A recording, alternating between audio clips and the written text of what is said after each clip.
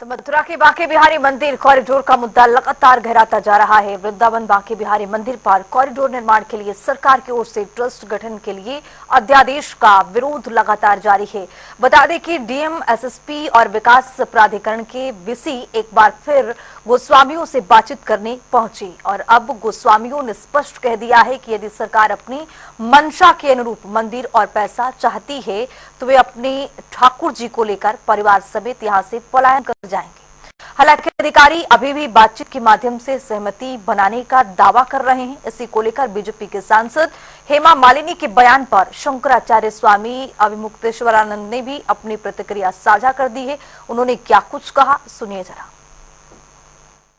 स्वामी परिवार क्यों लोगों से जो है अपील कर रहा है कि हम इसका विरोध कर रहे हैं, उसके बहुत सारे कारण हैं जो शायद आम जनता को नहीं पता है। वो कारण आज मैं आपके सामने स्पष्ट करना चाहता हूँ। उस दिन जन्माष्टमी पे भी जिले के सारे अधिकारी मंदिर परिसर में इकट्ठे थे। व्यवस्था उनके हाथ में थी। मंदिर खुला, वो उस व्यवस्था का पालन नहीं कर पाए, वो उस क्राउड को मैनेज नहीं कर पाए, 2 लोगों की जनहानि हो जाती। इस जनहानि के सारे वीडियो साक्ष्य के तौर पर हैं कि वहाँ किस तरीके से जो मुख्य अधिकारी थे वो अपने अपने वीडियो बनाने में व्यस्त थे। जो बाकी पुलिस के अधिकारी वो कहां दुख के खड़े हुए थे। वो कुंज गलियां जिनका अस्तित्व ठाकुर जी के समय से है कि हमारा ये मानना है कि ठाकुर जी यहाँ से नित्य विहार के लिए, रास के लिए निधवन जाते हैं और इन्हीं गलियों से जाते हैं, जिसका साफ मैं आपको बताऊं। मंदिर में रात की शयन आरती के बाद आएंगे तो आपको बहुत से लोग ठाकुर जी की देहरी पर दीपक जलाते हुए और इत्र रगड़ते हुए आपको मिलेंगे। वो सिर्फ इसी बात का इंतजार करते हैं कि ठाकुर जी गर्भगृह से निकल के जगमोहन से होते हुए गेट नंबर 1 से बाहर निकलेंगे और वो उन्हीं गलियों में से होते हुए निधवन जाएंगे कि इन कुंज गलियों का कोई ध्वस्तीकरण ना हो। सरकार हमको बार बार ये कह रही थी कि मंदिर को 12 घंटे खोलिए साहब, 6 घंटे सुबह और 6 घंटे शाम को। कैसे खोल दें भाई? ठाकुर जी यहाँ लाला स्वरूप में 4 घंटे सुबह 4 घंटे शाम इनफ होता है। आप उनको वैसे नहीं कर सकते हैं जैसे कि आपने अभी राम जन्मभूमि में भी कर दिया कि भीड़ ज्यादा है तो 24 घंटे मंदिर खोलिए, जिस पर भी जो है चंपत राय जी की तरफ से ये बयान आ गया था कि भाई लाला को जो है, रामलला को आराम का समय नहीं मिल रहा है, इसलिए दर्शनों के समय को थोड़ा सा कम किया जाएगा। हमने एक निर्णय लिया पूरे समाज ने कि भाई ऐसा करते हैं कि सरकार को सिर्फ पैसा चाहिए और मंदिर चाहिए। हम इनको बिल्कुल दे देते हैं कि आप पैसा भी ले लीजिए हमारा, मंदिर भी ले लीजिए हमारा, ठीक है, हमारे घर मकान भी चाहिए वो भी ले लीजिए, बाकी लोगों के घर मकान ना तोड़िए। हम यहाँ से ठाकुर जी को लेकर के, क्योंकि ठाकुर जी हमारी निधि है, स्वामी हरदास जी महाराज से प्राप्त हमारी पर्सनल निधि, प्राइवेट निधि, इस पर कोई व्यक्ति बाहरी अधिकार नहीं जता सकता। हमारे पूर्वज भी जो हैं अपने इस निधि को लेकर के 13 साल उन्होंने मेहनत करी और मेहनत करने के बाद में खुद अपने हाथों से पत्थर ढोए हैं, मांग मांग के पत्थर लेकर आए हैं और तब इस मंदिर का निर्माण कराया गया है। तो हम फिर से उसकी पुनरावृत्ति कर सकते हैं। जिस भी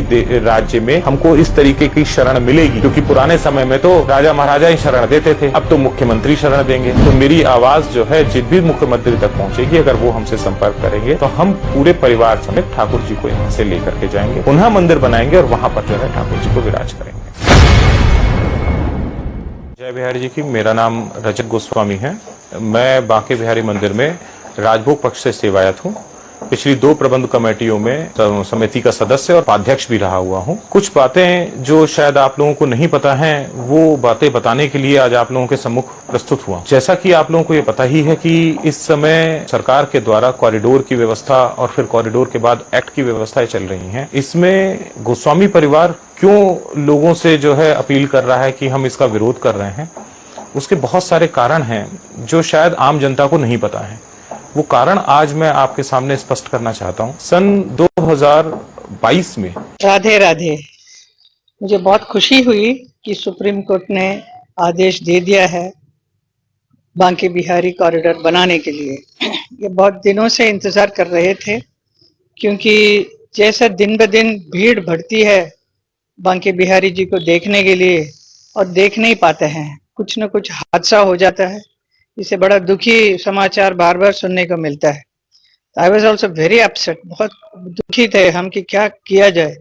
अब फाइनली अभी हो गया है, तो इससे सबको फायदा ही होने वाला है। ये जो कॉरिडोर बनेगा तो बहुत फायदा होगा सारे दुकान वालों को, जो घर बना के बैठे हैं, जो रेंट में बैठे हैं, उन लोगों को भी सबका फायदा होने वाला है। वो समझ नहीं पा रहे हैं, सबको कोई ना कोई भड़काते हैं कि आपको कुछ नहीं मिलेगा, सब खत्म हो गया, आपको भगा देंगे यहाँ से। ऐसा सब बोलना गलत बात है। ऐसा थोड़ी हमारे योगी जी करेंगे। हमारी सरकार जो है इतनी अच्छी सरकार है, सबको देखते हुए काम करते हैं।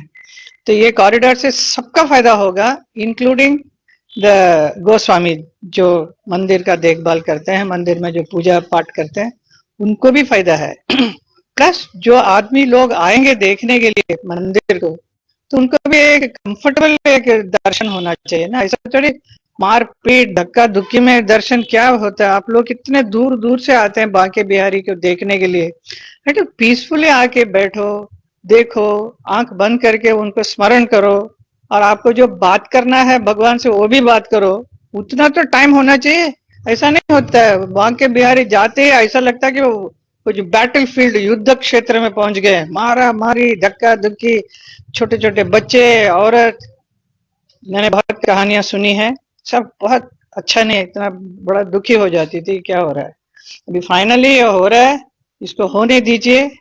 होने के बाद आप सब लोग बोलेंगे कि हेमा मालिनी ने जो कहा है वो सही है, करेक्ट है। सिर्फ मैं नहीं बोल रही हूँ, हमारे जितने भी साथी हैं, ये जो कॉरिडोर जो चाहते हैं, हमारी जनता भी वही चाहती है कि बहुत बढ़िया होगा। इसको आप लोग हरी झंडी दीजिए, उसको स्टॉप मत करो। ये कोई ना कोई अपना राजनीति करते हैं एंड उनका पॉलिटिकल माइलेज लेने के लिए कोई दूसरे विपक्ष के लोग गड़बड़ करते हैं, उनका बात मत मानिए। आज इतने साल तक, पिछले 11 साल तक मोदी सरकार ने इतना अच्छा काम किया है, हमारी योगी जी कर रहे हैं यहाँ पे उत्तर प्रदेश में, साथ दीजिए। That's all I can say. Please let Banke Bihari ji बनने दीजिए, और बांके बिहारी भी खुश होंगे। He will also be very happy, because उनको देख, वो भी चाहते हैं लोगों को देखें ना, उनको कहाँ देखने को मिलता है। तो ये अच्छा कॉरिडोर बनेगा, सब मिलेगा। बांके बिहारी लाल की जय। बाकी बिहारी कॉरिडोर को लेकर आपका भी वक्तव्य आया है, सुप्रीम कोर्ट ने भी अलाउ किया है कि कॉरिडोर बनना चाहिए, क्या करेंगे आप? ऐसा है कि सुप्रीम कोर्ट ने भी किसी समय ये कहा है कि धर्मनिरपेक्ष सरकारों का धार्मिक परिसरों में क्या काम है। तो ये धर्म का क्षेत्र है, एक धार्मिक परिसर है, वहां सरकार का क्या काम है, ये बताइए हमको। और केवल हिंदू धर्म में हस्तक्षेप क्यों सरकार करती है? बाकी किस धर्म स्थान को सरकार ने अधिग्रहित किया है? कह रहे हैं कि भीड़ होती है, हमको श्रद्धालुओं के लिए, दर्शनार्थियों के लिए व्यवस्था बनाना है। बाकी जगह भीड़ नहीं होती है। दूसरे धर्मों के लोगों जो धर्म स्थान हैं वहां पर भी तो भीड़ होती है। एक जगह पर भी अभी ये वहां घुसे नहीं। हमारे हिंदू धर्म के धार्मिक स्थान में इनको क्या जरूरत पड़ी है? तो हमारा ये कहना है कि ये उचित नहीं है कि धर्मनिरपेक्षता की शपथ लिए नेता और अधिकारी धार्मिक परिसर की व्यवस्था जाकर के करें। आप अपने स्टेशन की व्यवस्था करिए, आप बस स्टैंड की व्यवस्था करिए, आप अपनी सड़कों की व्यवस्था करिए। जो धार्मिक परिसर है उसमें धार्मिक लोगों को व्यवस्था करने दीजिए। अगर आपको लगता है कि कुछ कमी है, आप हमको बताइए। हम धर्माचार्य किस लिए बैठे हुए हैं? हम वो भी कर देंगे। कॉरिडोर अंग्रेजी का शब्द है, हमारे मंदिरों के साथ आप कॉरिडोर शब्द क्यों जोड़ रहे हो? आप हमारे जो संस्कृति है उस संस्कृति में हस्तक्षेप कर रहे हैं। कॉरिडोर शब्द हमारा नहीं है, अंग्रेजी का शब्द है। आप हमारे हर मंदिर के साथ कॉरिडोर कॉरिडोर कॉरिडोर जोड़ते चले जा रहे हैं। ये हम क्यों स्वीकार करें? ऐसी हमारी क्या मजबूरी है? तो इसीलिए हमने कहा कि ये हमारे धर्म में बेजा हस्तक्षेप सरकारों के द्वारा किया जा रहा है, जिसको हम नकार रहे हैं। और वहाँ के जो धर्माचार्य हैं उनसे हमने अनुरोध किया है, और हम चाहते हैं कि धर्माचार्य आगे आएं और आगे आकर के वो, अगर कोई असुविधा है वहाँ, उसको हम लोग बैठेंगे, हम बैठ करके बना देंगे जो कुछ बनाना होगा। सरकार ही बना सकती है।